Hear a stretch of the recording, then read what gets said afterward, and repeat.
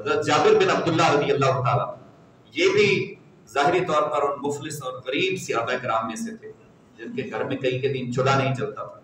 اصل میں ان کے ساتھ معاملہ یہ ہوا کہ ان کے والد گرامی حضرت عبداللہ وہ غزوہ احد میں شہید ہو گئے تھے.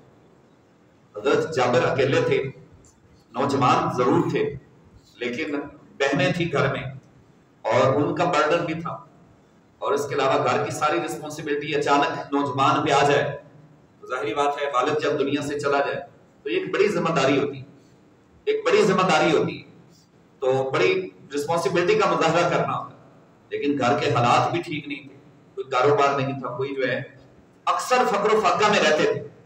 کہتے ہیں کہ آپ صلی اللہ علیہ وسلم ایسے ہی گاہے بگاہے بہانے سے آپ صلی اللہ علیہ وسلم ایسے حیرت انگیز طریقے سے آپ میری مدد فرماتے تھے کہ مجھے پتہ بھی نہیں چلتا تھا کہ آپ نے میری مدد فرمائی، اور میرا کام بھی نکل جاتا تھا اور عزت بھی رہ جاتی.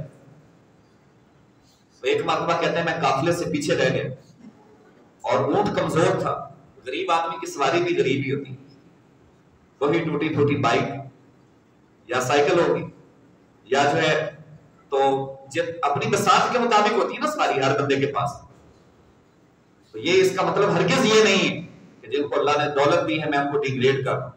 آج بھی اللہ کے ایسے مقرب بندے ہیں خدا کی قسم جو سیدنا عثمان غنی رضی اللہ عنہ کے نقش قدم پر چلنے والے، حضرت سیدنا صدیق اکبر رضی اللہ عنہ کے نقش قدم پر چلنے والے، ٹھیک ہے، جن کو حضور صلی اللہ علیہ وسلم کی خاص عنایت ہے، جن پر جو مال اللہ نے ان کو دیا ہے وہ صرف اس پر جو ہے خود نہیں بلکہ جو ہے آگے بھی وہ ڈسٹریبیوٹ کرتے ہیں. آج بھی اللہ کے یہ انہی کی وجہ سے یہ نظام ہمارا چل رہا ہے، ورنہ جس طرح پاکستان کے حالات ہیں آپ کیا سمجھتے ہیں.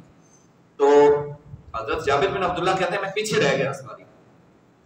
تو آپ صلی اللہ علیہ وسلم کے چونکہ میں پہلے ساتھ ساتھ آپ کی عادت فرما رہے تھے تو آپ بار بار پیچھے دیکھتے تھے مڑ کر جب قافلے میں ہوتے تھے. یہ جنگ سے واپس آ رہے تھے تو پیچھے جب آپ نے مڑ کر دیکھا تو میں نہیں تھا، تو آپ صلی اللہ علیہ وسلم نے قافلے کو جاری رکھا.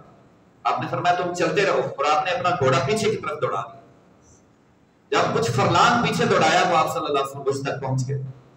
اب دیکھیے کہ ایک شخص نہیں ہے قافلے کے اندر، فوج کے اندر، تو یہ ہے سپہ سالار، یہ ہے لیڈر جنہوں نے خیال کیا کہ ایک شخص نہیں ہے قافلے میں جابر، تو پیچھے گھوڑا دوڑا دیا، اس کو پریس کر کے لائے آپ صلی اللہ علیہ وسلم. تو آپ نے فرمایا کہ جابر اونٹ کو دوڑاتے کیوں نہیں، ساتھ ملاؤ. انہوں نے عرض کی حضور یہ چلتا نہیں ہے، یہ کمزور اور لاغر غریب آدمی کی غریب سواری. تو آپ صلی اللہ علیہ وسلم کے دستے اقدس میں چھڑی تھی اور آپ نے آہستہ سے اس کو چھڑی لگائی، آہستہ سے. آپ نے فرمایا ارسلت المخلوق، میں صرف انسانوں کی طرف نبی بن کے نہیں آیا بلکہ میں جانوروں کی طرف بھی اللہ کا رسول بن گیا. اور آپ نے یہ بات کہی اور اس کو ہلکی سی چھڑی لگائی. کہتے ہیں کہ وہ اتنی سپیڈ سے بھاگا، اتنی سپیڈ سے بھاگا. آپ صلی اللہ علیہ وسلم کا گھوڑا مبارک پیچھے پیچھے تھا اور میرا اونٹ جو ہے وہ آگے کی طرف جا رہا تھا. جب قافلے کے قریب پہنچے تو آپ نے پیچھے سے آواز دی کہ جابر ہمیں بھی ساتھ لے چلتے جاؤ.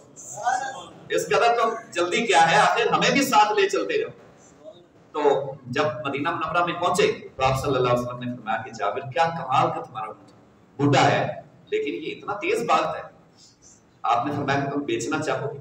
کہتے ہیں گھر میں فقر و فاقہ تھا، ابھی ذہن میں یہ باتیں چل رہی تھی کہ گھر میں کیسے جو ہے وہ گھر کا سامان مہیا کرنا، کیسے گھر میں جو ہے وہ راشن پانی مہیا کرنا. یہ ابھی میں راستے میں سوچتا ہی آ رہا تھا. آپ نے فرمایا کہ جابر میرا دل کہتا ہے کہ اس کو بیچ دو. حضور آپ کو کیا بیچنا، آپ کو پسند ہے تو ویسے ہی رکھ لیجیے. اچھا یہ بتائیں کہ مارکیٹ میں اس کی کتنی قیمت ہوگی. حضور 6 دینار ہوں گے تقریباً. آپ نے فرمایا کہ جابر یہ لو 10 دینار اور یہ اونٹ مجھے دے دو، مجھے یہ اونٹ تمہارا بہت پسند آ گیا.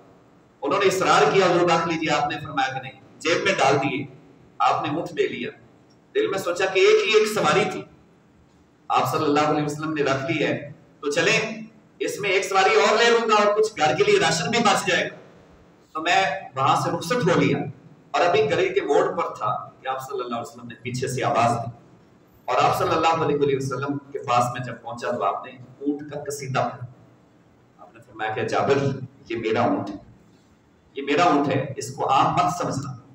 یہ اونٹ ایسا تیز رفتار اور سبا رفتار ہے کہ یہ سارے اونٹوں سے آگے گزر جاتا ہے اور اس پر سواری کرنے والا کوئی عام شخص نہیں ہے، وہ اللہ کا حبیب محمد رسول اللہ. یہ میرا اونٹ ہے. اور جابر یہ مت سمجھنا کہ شاید یہ کمزور اور لاغر ہے، کبھی یہ خیال مت کرنا وہ سمجھ رہے تھے کہ میں خود غریب ہوں اور سواری بھی ہوں. کبھی غریب نہ کہنا، یہ لاغر اور کمزور نہیں ہے. آپ نے فرمایا کہ میں نے 10 دینار لے کر یہ اونٹ خریدا ہے، 10 دینار دے کر، اس لیے یہ مفت نہیں لیا میں نے، یہ بڑا قیمتی اونٹ ہے. تو فرمایا کہ جابر تحفہ لینا دینا تو میری سنت ہے، میرا دل کرتا ہے کہ میں آپ کو یہ اونٹ تحفے کے طور پر دے دوں. آپ صلی اللہ علیہ وسلم نے وہ اونٹ بھی تحفے کے طور پر دے دیا، 10 دینار بھی آپ صلی اللہ علیہ وسلم نے. کہتے ہیں کہ بڑی عجیب و غریب بات تھی کہ اونٹ کی سواری کی ضرورت تھی وہ بھی مجھے مل گئی، پیسوں کی ضرورت تھی وہ بھی مجھے مل گئی. کریم ایسا ملا کہ جس کے کھلے ہیں ہاتھ اور بڑے خزانے. انا آتیناک الکوثر، حضور آپ کہاں سے تقسیم کرتے ہیں؟